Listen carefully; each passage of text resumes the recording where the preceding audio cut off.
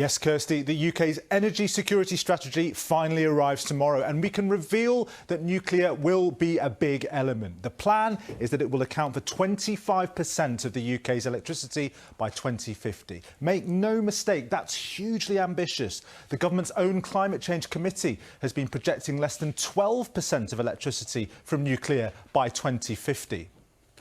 Independent analysts are in favour of a major nuclear power expansion for energy security and net zero reasons. Yet there are big questions about how quickly a rollout can happen, even with the small modular reactors favoured by ministers.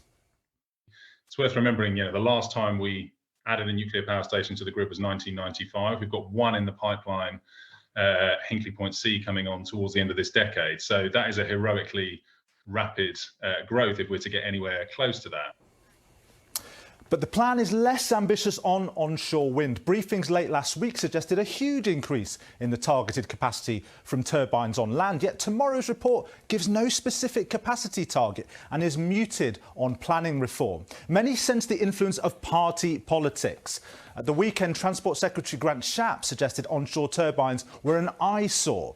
That no doubt reflected the fact that many Tory MPs are not keen on onshore wind. Yet that's much less true of the general public. Onshore wind has 80% public support, as shown by the yellow bars here. It's actually much more popular than nuclear or fracking. And as this shows, support for onshore wind has grown since it was effectively banned by the David Cameron-led government in 2015. Compare the green bars, it's up from 65% to 80%. in the past 6 years. Another gap in the new strategy is energy efficiency.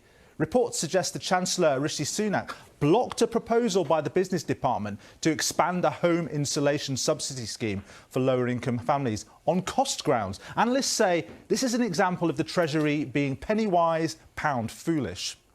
The thing about energy efficiency measures is that they permanently reduce bills. So they're not just a quick fix. This actually has an impact year on year. The payback also is shorter given how much gas prices have shot up. And there's some important context. The 2019 Tory manifesto pledged we will help lower energy bills by investing £9.2 billion in the energy efficiency of homes, schools and hospitals.